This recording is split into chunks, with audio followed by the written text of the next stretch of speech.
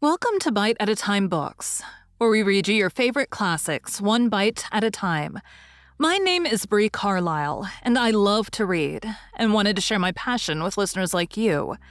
Be sure to follow the show on your favorite podcast platforms so you get all the new episodes. Or you can follow the show on YouTube, where we have playlists for all the stories. You can find us on all the social medias at Bite at a Time Books, or on our website, biteatatimebooks.com, where you can also sign up for our newsletter for more information on what we're reading and what's coming next for the podcasts. We're a part of the Bite at a Time Books Productions Network. If you'd also like to hear what inspired your favorite classic author to write their novels, and what was going on in the world at the time, check out the Bite at a Time Books Behind the Story podcast, Tuesdays, wherever you listen to podcasts. Today we'll be continuing The Curious Case of Benjamin Button by F. Scott Fitzgerald. Chapter 4.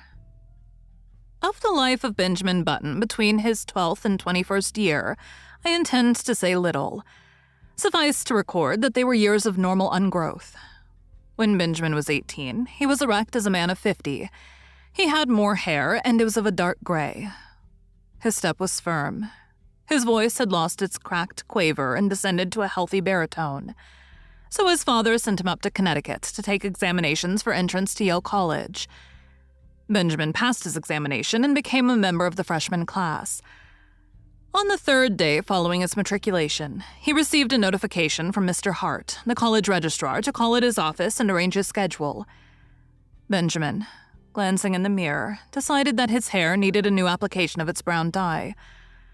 But an anxious inspection of his bureau drawer disclosed that the dye bottle was not there. Then he remembered he had emptied it the day before and thrown it away. He was in a dilemma. He was due at the registrar's in 5 minutes. There seemed to be no help for it. He must go as he was. He did. "Good morning," said the registrar politely. "You've come to inquire about your son." "Why, as a matter of fact, my name's Button," began Benjamin. But Mr. Hart cut him off. "I'm very glad to meet you, Mr. Button. I'm expecting your son here any minute." "That's me," burst out Benjamin. "I'm a freshman." "What?" "I'm a freshman. Surely you're joking." "Not at all." The registrar frowned and glanced at a card before him. "Why, I have Mr. Benjamin Button's age down here as 18. "That's my age," asserted Benjamin, flushing slightly. The registrar eyed him wearily. "Now surely, Mr. Button, you don't expect me to believe that." Benjamin smiled wearily. "I am 18, he repeated. The registrar pointed sternly to the door. "Get out," he said. "Get out of college and get out of town. You are a dangerous lunatic." "I am 18. Mr. Hart opened the door. "The idea," he shouted. "A man of your age trying to enter here as a freshman. 18 years old, are you? Well, I'll give you 18 minutes to get out of town." Benjamin Button walked with dignity from the room, and half a dozen undergraduates who were waiting in the hall followed him curiously with their eyes. When he had gone a little way, he turned around, faced the infuriated registrar, who was still standing in the doorway, and repeated in a firm voice, "I am 18 years old." To a chorus of titters which went up from the group of undergraduates, Benjamin walked away. But he was not fated to escape so easily. On his melancholy walk to the railroad station, he found that he was being followed by a group, then by a swarm, and finally by a dense mass of undergraduates. The word had gone around that a lunatic had passed the entrance examinations for Yale and attempted to palm himself off as a youth of 18. A fever of excitement permeated the college. Men ran hatless out of classes.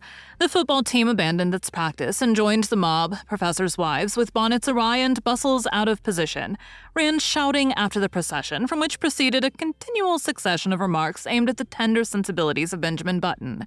"He must be a wandering Jew. He ought to go to prep school at his age. Look at the infant prodigy. He thought this was the old men's home. Go up to Harvard." Benjamin increased his gait, and soon he was running. He would show them. He would go to Harvard, and then they would regret these ill-considered taunts. Safely on board the train for Baltimore, he put his head from the window. "You'll regret this," he shouted. "Ha ha!" the undergraduates laughed. "Ha ha ha!" It was the biggest mistake that Yale College had ever made. Thank you for joining Bite at a Time Books today, while we read a bite of one of your favorite classics. Again, my name is Bree Carlile, and I hope you join us tomorrow for the next bite of The Curious Case of Benjamin Button.